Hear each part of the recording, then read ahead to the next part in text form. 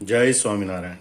સહજાનંદ વિદ્યાલયના video lecture શિક્ષણમાં આપ સર્વ વિદ્યાર્થી મિત્રોનું સ્વાગત છે. ધોરણ 11 રસાયણ વિજ્ઞાન પ્રકરણ 4. આજના લેક્ચરમાં આપણે જોઈશું કક્ષકોનું સંમિશ્રણ અને કક્ષકોના સંમિશ્રણના સંદર્ભમાં સંયોજકતા બંધનવાદની સમજૂતી. પહેલા તો કક્ષકોનું સંમિશ્રણ એટલે શું? તો અણુની રચનામાં જ્યારે બે પરમાણુઓ એટલા બધા નજીક હોય એટલે કે નિમ્નતમ ઉર્જામાં હોય ત્યારે તેમની કક્ષકો કંઈક અંશે આંતરભેદન દર્શાવે છે. આ આંશિક આંતરભેદન છે એને પરમાણવી કક્ષકોનું સંમિશ્રણ કહે છે. જેમ કે આપણે એવું જોયું હતું કે બે હાઇડ્રોજન પરમાણુઓ એકબીજાથી દૂર હોય ત્યારે આકર્ષણ બળની અસર હેઠળ એકબીજાની નજીક આવે. અપાકર્ષણ બળ કરતાં આકર્ષણ બળ વધારે હોય એટલે. પણ જ્યારે સૌથી સ્થાયી પ્રણાલી પ્રાપ્ત કરે ત્યારે એ બે પરમાણુની કક્ષકો એકબીજા સાથે થોડીક સંમિશ્રિત થયેલી હોય એટલે કે આંતરભેદન પામેલી હોય છે.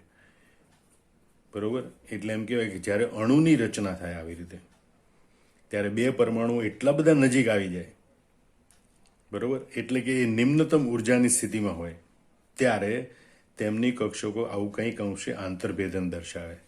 આ આંશિક આંતરભેદન છે એને જ પરમાણુ કક્ષકોનું સંમિશ્રણ કહે છે. ફરીથી જ એકવાર યાદ રાખી લો, અણુની રચનામાં જ્યારે બે પરમાણુઓ એટલા નજીક હોય એટલે કે નિમ્નતમ ઉર્જા ધરાવતા હોય ત્યારે તેમની કક્ષકો કંઈક અંશે આંતરભેદન દર્શાવે છે. આ આંશિક આંતરભેદનને કક્ષકોનું સંમિશ્રણ કહે છે. આમ સહસંયોજકતા બંધના સંયોજકતાવાદ મુજબ સંમિશ્રણ, કક્ષકોનું સંમિશ્રણ થાય એ સહસંયોજક બંધની રચના માટે જવાબદાર છે. પણ એના માટે કેટલીક શરતો મૂકેલી છે કે ભાઈ સંમિશ્રણને લીધે અર્ધપૂર્ણ કક્ષકોમાં રહેલા વિરુદ્ધ ધરીભ્રમણ ધરાવતા ઇલેક્ટ્રોનની ભાગીદારી થાય છે. એક વાત. અને બીજી વાત, આ રીતે બનતું ઇલેક્ટ્રોન યુગ્મ બે પરમાણુની વચ્ચે રહે છે અને બંને પરમાણુના કેન્દ્રો વડે આકર્ષાયેલું રહે છે. એના પરિણામે સહસંયોજક બંધ રચાય છે. એટલે બે પરમાણુ હોય, માનો કે હાઇડ્રોજન પરમાણુની એક કક્ષક એનો ઇલેક્ટ્રોન, આ બીજી કક્ષક એનો ઇલેક્ટ્રોન, બરોબર. જો એક કક્ષકમાં બે ઇલેક્ટ્રોન હોય તો એ પૂર્ણ ભરાયેલી કહેવાય. એક અયુગ્મિત ઇલેક્ટ્રોન ધરાવતી કક્ષક હોય એને અર્ધપૂર્ણ કક્ષક કહેવાય. તો હાઇડ્રોજનની કક્ષક એ અર્ધપૂર્ણ છે. હવે એમાં રહેલા ઇલેક્ટ્રોન એ પરસ્પર વિરુદ્ધ દિશાવાળા હોવા જોઈએ, બરોબર. એટલે એકની દિશા ઉપર હોય તો બીજાની દિશા નીચે, અથવા એમ કહેવાય એક સમઘડી દિશામાં ભ્રમણ કરતો હોય તો બીજો વિષમઘડી દિશામાં ભ્રમણ કરતો હોવો જોઈએ. આવી બે કક્ષકો સંમિશ્રણ પામે ત્યારે આ બે ઇલેક્ટ્રોન હોય એ બંને પરમાણુના કેન્દ્રની વચ્ચે રહે અને બંને પરમાણુના કેન્દ્ર વડે આકર્ષાય રહે. અને એના પરિણામે આજે બે પરમાણુ વચ્ચે બંધ રચાય એને કહેવાય સહસંયોજક બંધ. સંયોજકતા બંધનવાદ કક્ષકોના સંમિશ્રણના આધારે સહસંયોજક બંધ કેમ રચાય એ આવી રીતે સમજાવે, બરોબર. ફરીથી જો કક્ષકોનું સંમિશ્રણ થાય ત્યારે અર્ધપૂર્ણ કક્ષકોમાં રહેલા વિરુદ્ધ ધરીભ્રમણ ધરાવતા ઇલેક્ટ્રોન, આ વિરુદ્ધ ધરીભ્રમણ ધરાવતા ઇલેક્ટ્રોનની ભાગીદારી થાય. અને આ રીતે ભાગીદારીનું ઇલેક્ટ્રોન યુગ્મ, આ રીતે બનતું ઇલેક્ટ્રોન યુગ્મ છે એ બે પરમાણુની વચ્ચે રહે અને બંને પરમાણુના કેન્દ્ર વડે આકર્ષાયેલું રહે. અને એના કારણે આ બે પરમાણુ જોડાઈને H2 અણુની રચના કરે. અને એ રીતે આ બે પરમાણુ વચ્ચે બંધ રચાય એને સહસંયોજક બંધ કહે છે. હવે બીજી વાત કરીએ, જેમ કક્ષકોના સંમિશ્રણની માત્રા એ બંધની પ્રબળતા નક્કી કરે છે. જેમ કક્ષકોના સંમિશ્રણ વધારે માત્રામાં થાય એમ બે પરમાણુ વચ્ચેના બંધની પ્રબળતા વધારે હોય છે.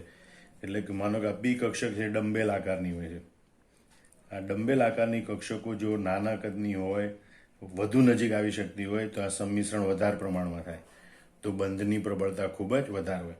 પણ જો મોટા કદની કક્ષકો હોય અને ઓછા પ્રમાણમાં સંમિશ્રણ પામતી હોય, દૂર રહેતી હોય, તો એ બંધની પ્રબળતા ઓછી હોય છે. એટલે કક્ષકોના સંમિશ્રણની માત્રા એ બંધની પ્રબળતા નક્કી કરે. જેમ કક્ષકોનું સંમિશ્રણ વધારે થાય એમ બંધની પ્રબળતા વધારે હોય અને કક્ષકોનું સંમિશ્રણ ઓછું થાય તો બંધની પ્રબળતા ઓછી હોય અથવા તો નિર્બળ બંધ બને એમ કહી શકાય.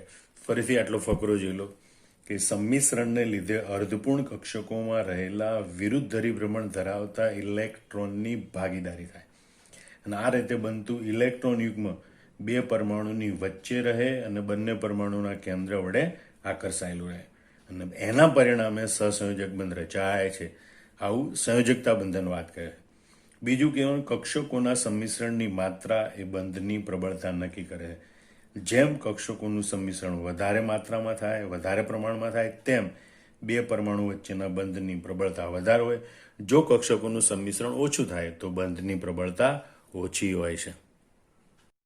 કક્ષકોનું સંમિશ્રણ ધન, ઋણ અથવા શૂન્ય હોઈ શકે, જેનો આધાર અવકાશમાં કક્ષકીય તરંગ વિધેયની સંજ્ઞા અને દિક્વિન્યાસ તેમજ સંમિશ્રણની દિશા પર રહેલો હોય છે.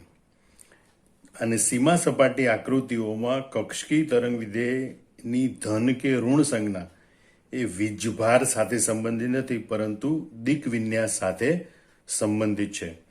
હવે આપણે જે કક્ષકો ભણવાની છે એના માટે આ ઘટના સમજવાનું. પહેલાં તો સીમા સપાટી આકૃતિ એટલે એવી આકૃતિ કે જ્યાં કેન્દ્રની આસપાસ ઇલેક્ટ્રોન મળવાની સંભાવના સૌથી વધુ હોય. તો એસ કક્ષક માટે કેન્દ્રથી સરખા અંતરે ઇલેક્ટ્રોન મળવાની સંભાવના સરખી હોય અને મહત્તમ સંભાવના ધરાવતો વિસ્તાર છે અને આપણે આકૃતિ વડે દોરીએ તે ગોળાકાર મળે. તો આ એસ કક્ષકની આકૃતિ છે, બરાબર.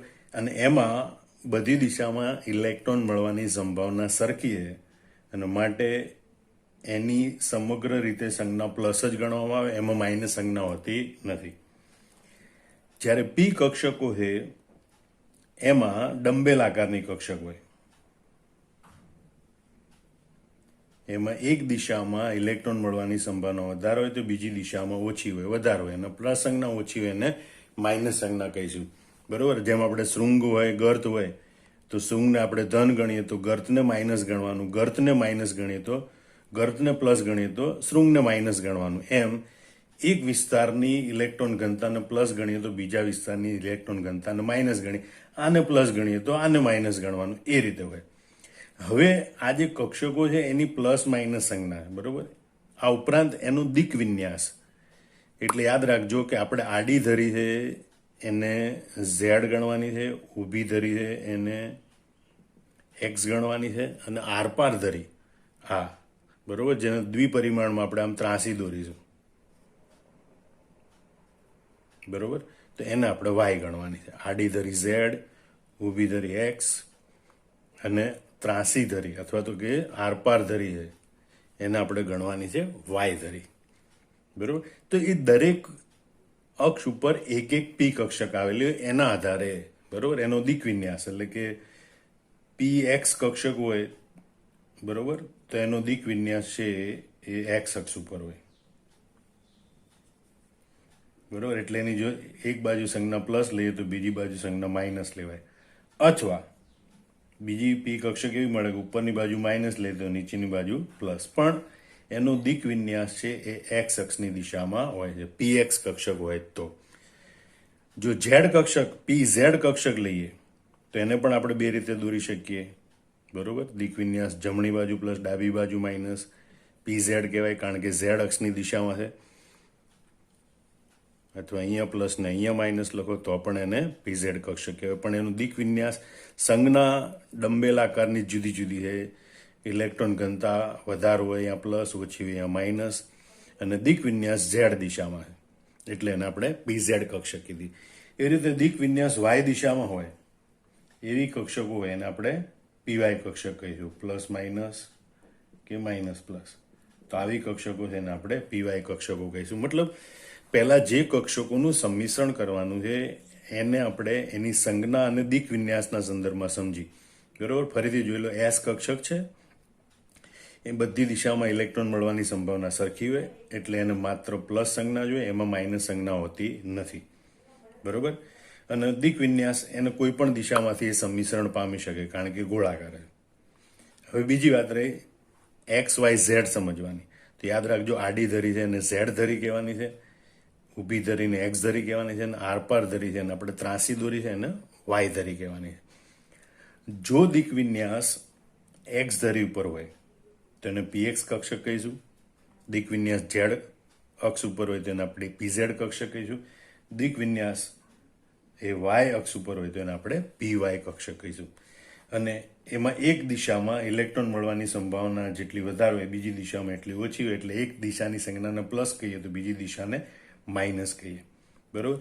એટલે પી એક્સ પીવાય પીઝેડમાં પ્લસ માઇનસ સંજ્ઞા હોય, એસ કક્ષકમાં પ્લસ માઇનસ સંજ્ઞા હોતી નથી. ફરીથી જોઈ લો, કક્ષકોનું સંમિશ્રણ ધન, ઋણ અથવા શૂન્ય હોઈ શકે, જેનો આધાર અવકાશમાં કક્ષકી તરંગ વિધેયોની સંજ્ઞા અને દિક્વિન્યાસ, આ સંજ્ઞા અને દિક્વિન્યાસ તેમજ સંમિશ્રણની દિશા પર હોય છે. હમણાં આપણે સંમિશ્રણની દિશા જોઈશું. સંમિશ્રણની દિશા હંમેશા ઝેડ દિશા ગણવાની છે, એટલે કે બે પરમાણુઓ નજીક આવે ત્યારે એની કક્ષકો હંમેશા ઝેડ દિશામાં, સીધી દિશામાં સંમિશ્રણ પામે એવું આપણે ગણવાનું. હવે સીમા સપાટી આકૃતિ, આ બધી સીમા સપાટી આકૃતિ કહેવાય કે જ્યાં ઇલેક્ટ્રોન મળવાની સંભાવના મહત્તમ હોય. બરોબર? તો આ સીમા સપાટી આકૃતિઓમાં કક્ષકી તરંગ વિધેયની ધન કે ઋણ સંજ્ઞા, આ પ્લસ કે માઇનસ સંજ્ઞા, એ વીજભાર નથી, પ્લસ વીજભાર કે માઇનસ વીજભાર એમ નથી. બરોબર? પરંતુ તે દિક વિન્યાસ સાથે સંબંધિત છે. એક દિશામાં, દિક વિન્યાસ એટલે દિશા વિન્યાસ, એક દિશામાં ઇલેક્ટ્રોન મળવાની સંભાવના વધારે હોય તો બીજી દિશામાં ઇલેક્ટ્રોન મળવાની સંભાવના વિરુદ્ધ દિશામાં હોય એટલે ઓછી હોય એમ. તો દિક વિન્યાસ અલગ અલગ હોય છે એમના. બરોબર? એ પ્રમાણે એસ કક્ષકનું પ્લસ સંજ્ઞા વડે દર્શાવે, જ્યારે પી કક્ષકો છે દરેકને પ્લસ માઇનસ કે માઇનસ પ્લસ સંજ્ઞા વડે દર્શાવે છે. હવે આપણે કક્ષકોનું ધન સંમિશ્રણ, ઋણ સંમિશ્રણ અને શૂન્ય સંમિશ્રણ જોઈએ. જો બંધ રચતી કક્ષકોની સંજ્ઞા અને દિક વિન્યાસ સમાન હોય, સંજ્ઞા પણ સમાન હોય અને દિક વિન્યાસ પણ સમાન હોય, તો તેમના સંમિશ્રણને ધન સંમિશ્રણ કહે છે. એક ઉદાહરણ આપીને આપણે સમજીએ. બરોબર? જો બંધ રચતી કક્ષકોની સંજ્ઞા વિરુદ્ધ હોય અને દિક વિન્યાસ સમાન હોય તો તેમના સંમિશ્રણને ઋણ સંમિશ્રણ કહે છે. આપણે ઉદાહરણ લઈએ પીઝેડ કક્ષકનું. પીઝેડ કક્ષકો સંમિશ્રણ પામે છે. તો બે પીઝેડ કક્ષકો આપણે દોરીએ, એક પીઝેડ કક્ષક, બીજી પીઝેડ કક્ષક. કારણ કે ઝેડ કક્ષક છે એટલે એનો દિક વિન્યાસ ઝેડ અક્ષ ઉપર હોય. પણ એકમાં આપણે પ્લસ સંજ્ઞા જમણી બાજુ લઈએ, બીજામાં આપણે પ્લસ સંજ્ઞા ડાબી બાજુ લઈએ. આવી બે પીઝેડ કક્ષકો છે. હવે બંનેના દિક વિન્યાસ સમાન છે. દિક વિન્યાસ સમાન છે, ઝેડ અક્ષ ઉપર દિશા વિન્યાસ છે બંનેનો. હવે જ્યારે સંમિશ્રણ પામે ત્યારે જો બંનેની સમાન સંજ્ઞા સંમિશ્રણ પામે, પ્લસ પ્લસ,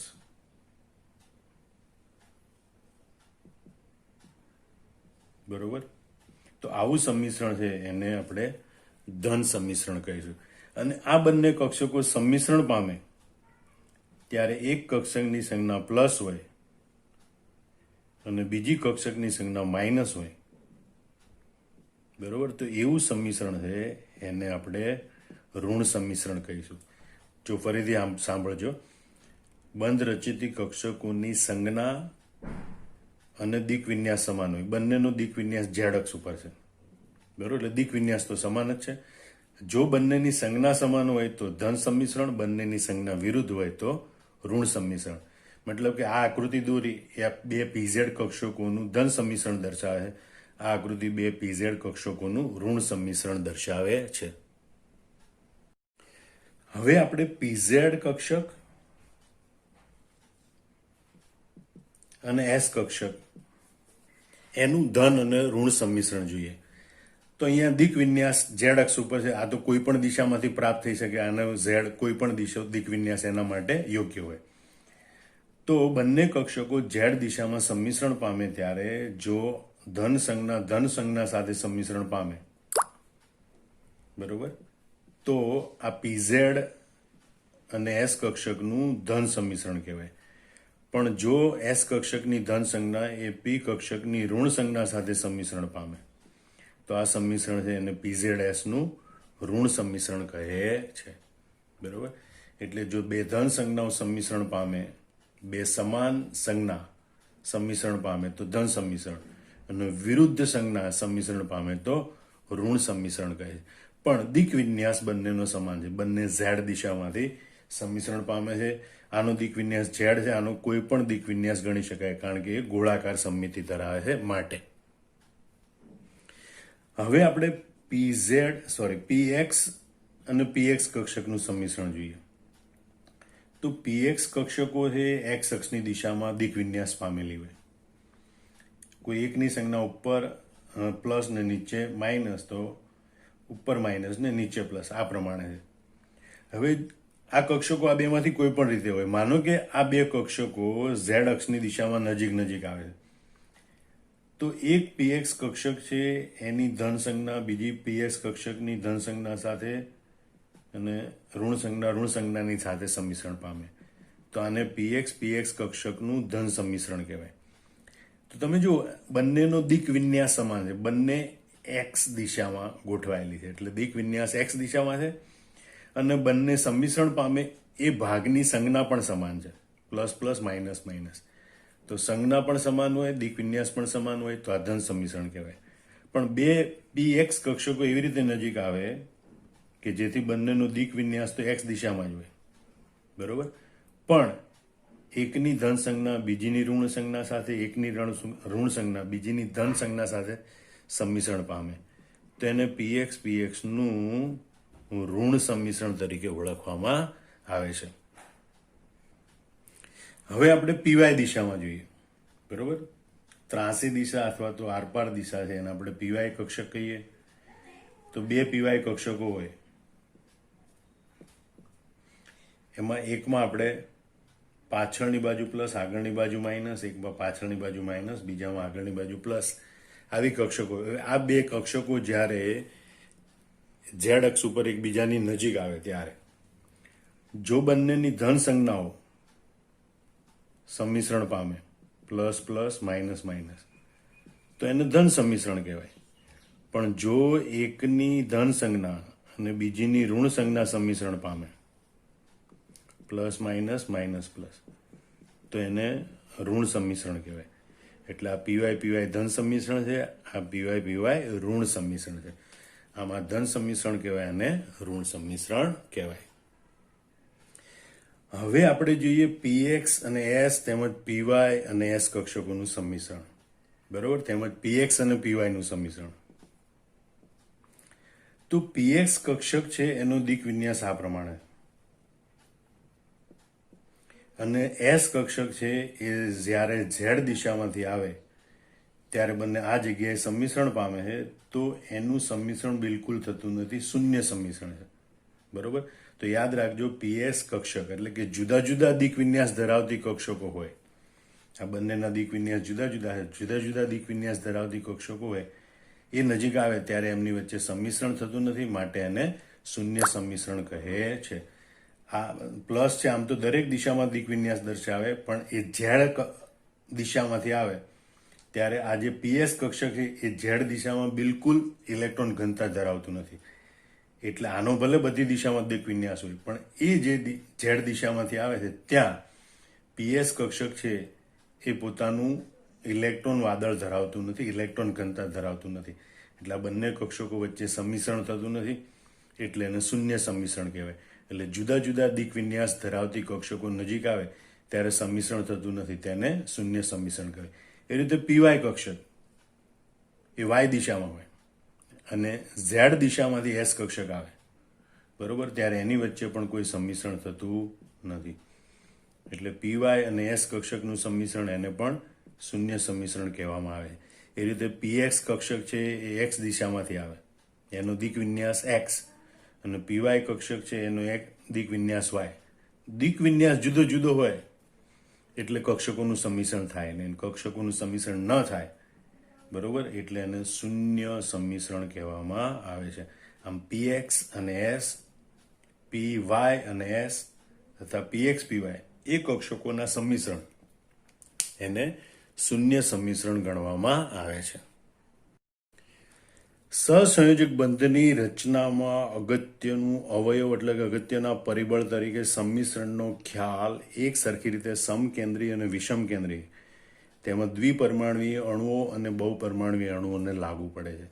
આપણે જે ભણીએ છીએ સંયોજકતા બંધનવાદ, વેલેન્સ બોન્ડ થિયરી, એમાં કક્ષકોના સંમિશ્રણનો ખ્યાલ સ્વીકારવામાં આવ્યો.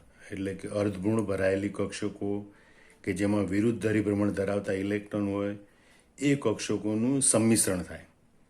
અને એના પરિણામ સ્વરૂપે ઇલેક્ટ્રોન યુગ્મ વિરુદ્ધ ધરીભ્રમણ ધરાવતું ઇલેક્ટ્રોન યુગ્મ બે પરમાણુ વચ્ચે ભાગીદારી મારે અને બંને કેન્દ્રો વડે આકર્ષાય અને એટલે બંધની રચના થાય. એ સહસંયોજક બંધના કક્ષકોના સંમિશ્રણનો ખ્યાલ છે. તો એ સમકેન્દ્રીય અણુ હોય કે વિષમ કેન્દ્રીય અણુ હોય, દ્વિપરમાણીય અણુ હોય કે બહુપરમાણીય અણુ હોય, બધાને લાગુ પડે છે. હવે આપણે જાણીએ કે CH4 એ સમચતુષ્ફલકીય, Na3 એ ત્રિકોણી પિરામિડલ અને H2 અણુ એ વળેલા છે. બરાબર, એટલે એ રસપ્રદ છે કે સંયોજકતા બંધનવાદના ઉપયોગથી આ ભૂમિતિઓ એટલે કે આ આકાર કક્ષકીય સંમિશ્રણના અર્થમાં સમજાવી શકાય છે. જો કે એના માટે સંકરણનો ખ્યાલ પણ સમજવો જરૂરી છે. જય સ્વામિનારાયણ.